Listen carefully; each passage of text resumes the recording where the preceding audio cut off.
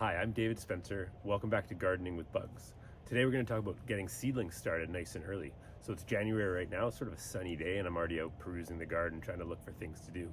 What I will be doing, if I don't find anything to do out in the yard, is getting some seedlings going. And for most of us, starting seeds in January is a little bit early. I'm not going to set out many plants till at least April. Here on the West Coast, last frost date really doesn't matter. It could be January, it could be May. But the historic last frost date is sort of something that I pay attention to. So a lot of my seedlings that I'm starting now, I am going to be hanging on to them for quite a long time. So those plants are at risk of things like becoming really leggy, just running out of space in general, and getting pests. And what I want to talk about, you can go into, we could do hours and hours about starting seedlings, but I want to just kind of glaze over briefly about the soil and really just focus on light, warmth, and the pests and how those three things are interacting with one another.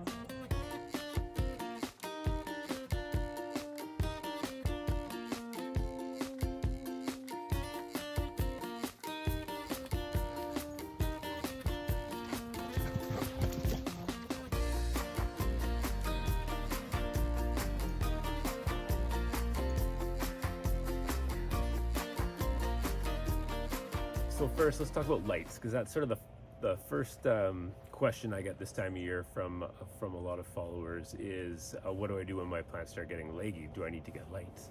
And the answer usually is yes. The sun is bright in January. Like if it's hot and there's no breeze, I can have my shirt off and start tanning. But that aspect, the short day length, all those things contribute to low sunlight in general. And you know this by putting a plant in the window and watching it lean towards the light. It's trying to maximize as much as it possibly can. So when you're seeing something like that, or any sort of seedling shoot up and look really leggy, or especially a paler green than you're expecting, it probably has a lot to do with light. So absolutely supplement with light. But remember, sunlight is first and foremost your best friend. It's free, it's by far the brightest, and it has all the wavelengths that your plants have evolved with.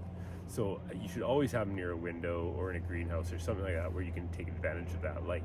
Now, if you can't and it is inside, then you really do need to invest in some good grow lights.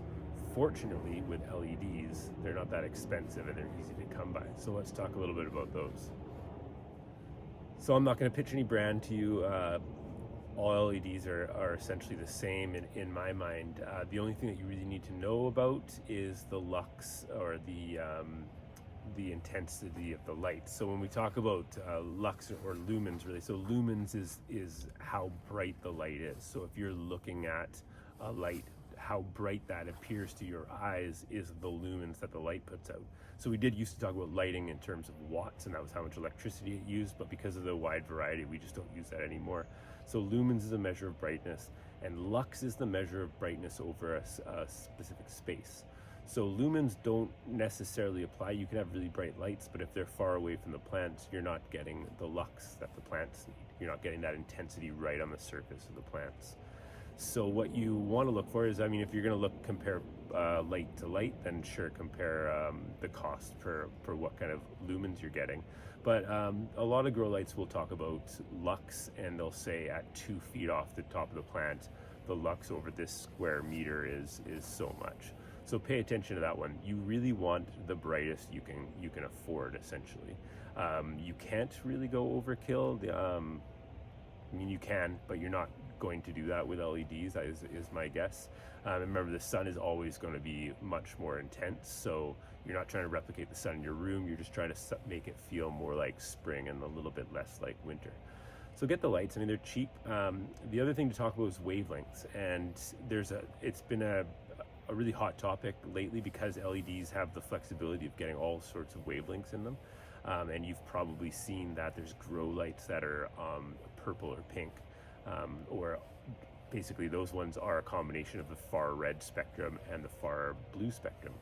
Now, those are great, but before you go and get them, hear me out, and I promise it'll be worth your time. And that is the sun. What we see of the sun is small. Our vision is only a fraction of the light that we see. So of course there's all the ultraviolet and the infrared on those spectrums. Now, insects, animals, plants, everything else sees all sorts of different lights or are impacted by other lights, and we are too. We just don't really see it. So what you're doing by getting the red and blue ones is you're having just an as intense of light, but you're having it on the sides of the spectrum that we know that really kind of promote a lot of plant growth. And the reason for doing that is if you can only have 10 LED emitters, then why not make them all on those spectrum instead of wasting the ones in the middle that might not be as necessary. So really the development of those ones was sort of a cost-saving venture. So if you were setting up this huge greenhouse complex and lighting was going to be a major capital expense and your ongoing electrical bills is something that you need to pay attention to, then yes, maybe it's worth omitting some of these wavelengths like the oranges and greens in the middle that are not necessarily helping your plant according to some of those studies. But bear with me in explaining how important true white light is, and that's what we're getting from the sun, and that's what your growing LED should be. And that's because it's only kind of the tip of the iceberg that we know about light and how it affects plants. So yes, you can get, certain plants can get enhanced root development or enhanced leaf tissue growth with the far blue spectrum or the far red. In some cases it's the opposite, but what we don't know is how important some of those other ones are, some of the other wavelengths, and some of them might promote things like their immune system or anything like that.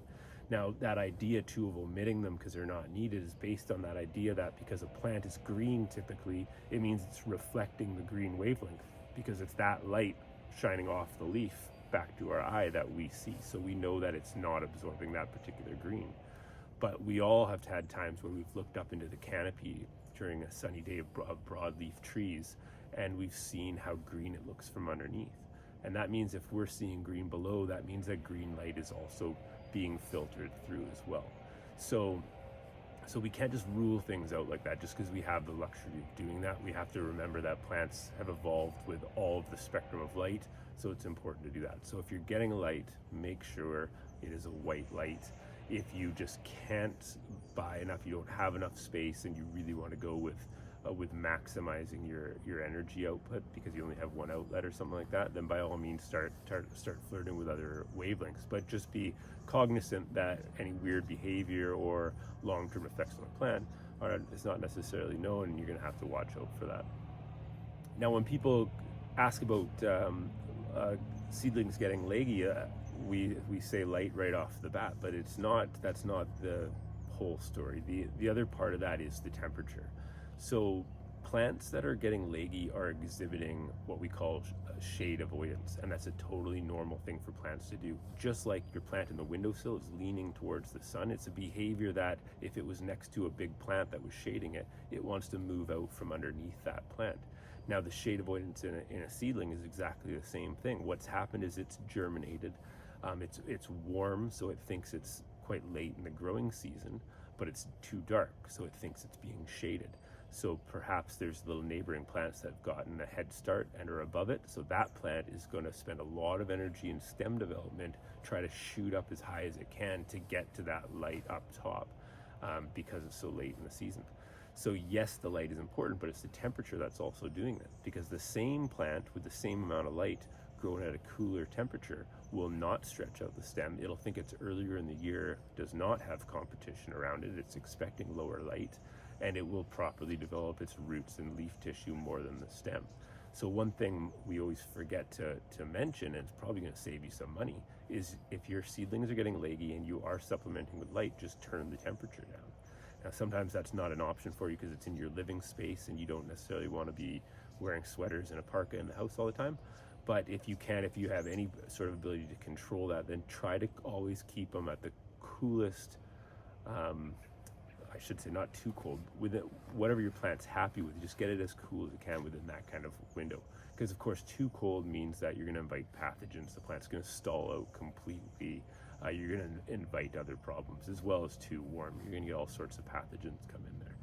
So those leggy seedlings, and really the health of the plant, is that combination of warmth and light.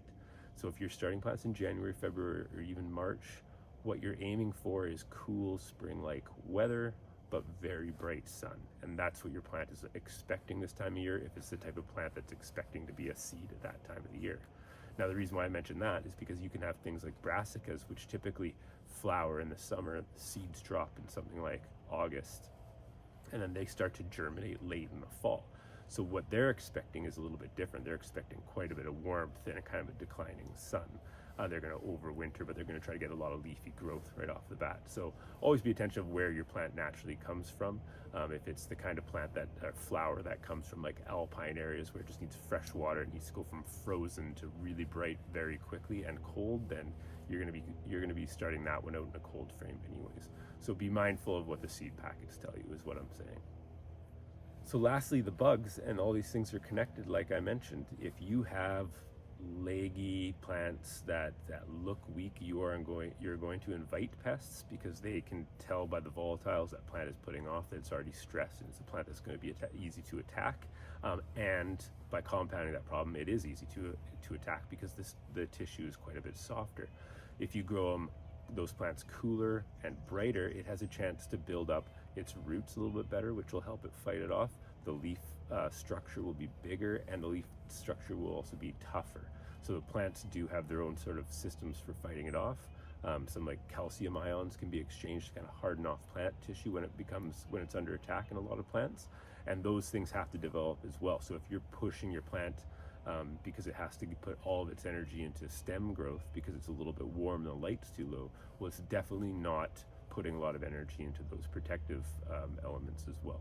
So remember, the healthier the plant, the less pests you're going to have. And of course, when we start in January, your plants are going to be in the house for a long time. You'll eventually get aphids or fungus gnats and all that kind of stuff. So fungus gnats is easy, and this is the kind of the point of my whole video series is to bring commercial growing techniques to the home grower. And the one thing that I'll always encourage you to do is put the predatory mite, Stratiolaelaps, scimitus in all of your plants right off the bat. As soon as you put soil in the plug, as soon as you put the seeds in, put these mites in there, because they'll live there permanently, and they eat fungus gnats when they lay their eggs and the larvae emerge. These guys eat them. So you might have the odd fungus gnat, but you'll never run out of they'll never be out of control. And that's just what growers do. You repot that plant into the 4-inch, into the 12-inch, whatever, that wherever that plant is going, those mites stay with the root ball, and they constantly protect your roots from the pests. So absolutely do that. Now aphids and stuff like that, again, the cool temperature is going to help you here, because in most cases these pests have come in from the outside or maybe other house plants or something like that, but the predators aren't flying around outside, so they're not necessarily going to fly in, so you're protecting them. And the warmer it is, the more happy they are, the quicker they're going to develop. So by keeping it cooler, you're less likely to invite them in the first place, but you're certainly going to be slowing down their growth. Their metabolism will be based on temperature. At some point, they will reproduce much faster at an optimal temperature, which is usually something like in the 20s Celsius. So always keep it on the cool side, and that allows you at least to monitor, to find them, remove them by hand if you have to. Now that's a huge generalization, because there are certain pests that affect your plants at cold temperatures. Like for example, there's the foxglove aphid, and the foxglove aphid is very effective at damaging your plants at cold temperatures. And it's a tough one for nurseries, because a lot of the natural predators that we use, or commercialized predators, don't work at some of the temperatures that the foxglove aphid is still rapidly multiplying at. So there are situations where you might want to do the opposite and increase the temperature, bring in some commercially available beneficial insects to get rid of your aphids. But for the sake of this video, just always keep it a little bit on the cool side, and slowing that growth down, slowing down the rapid reproduction of the pests is going to save you a ton of effort, a ton of time. So that's it for this quick little blurb on lighting and warmth and pests and how those are interacting. What I want to show you is just my quick little setups as we leave here. So indoors, I just have a little temporary light suspended above these plants, and I think what I want to point out is this is just a temporary one, and if I can get it fixed before I edit this video, what I have planned is 3 of these lights with a pulley system where I can lower and raise the lights above the crop. So as the plants get bigger, I can keep those lights the same distance from the canopy so that they don't get too close and burn them, but also so that I can maximize the spread and keep that lux where it should be for the tops of those plants. In my cold frame, I've got, I'm just overwintering things right now. It's not quite warm enough to start, but pretty soon when I'm really no longer at risk of a prolonged harsh freeze, then I can start some cold starts in there. It's important to note that if I start them now, something like kales and lettuces or spinach, some of the plants that really love cool germination and the cool period, if I do it too early and we go through a cold spell now and it's very dark, they'll think they've overwintered, and some of those plants will bolt. So a lot of the brassicas will I'm expecting to get a full season out of them, but they'll think that they've gone over the winter and they'll bolt, go to seed right away, which is not always what we want. So keep in mind, if when you're doing this, it's a bit of a gamble, at least where I live, it's a bit of a gamble. So I'm gonna hold off on the actual cold frame until a little bit later. But I do have another one that's like slightly heated greenhouse. So the lowest it's gonna get is like 4 or 5 degrees Celsius, and the high would probably be 20 on a nice sunny day. And here's where I'm starting in January, all my cold plants. So these guys, they'll have to stay indoors for quite a while, but this will be a huge head start for me because should be able to get these into the ground probably as early as March. So that's it. Remember, increase the light as much as you can. Always use the sunlight first and then supplement as much as you can, as much as you think your plants need. Always grow your plants just slightly cooler than maybe what you think is the optimum growth, because usually we're measuring growth in terms of like the height of the plants or how broad the leaves are. But remember, there's a whole bunch of other things that have to be growing as well, like the roots and their own immune systems or their own ability to fight off pests and diseases. So always just grow them a little bit cooler, and then that just saves you from pest interference, a lot of pathogen interference. Yes, you won't get the plant as big as you did last time necessarily, but it's going to save you a huge headache. Thanks for watching Gardening with Us.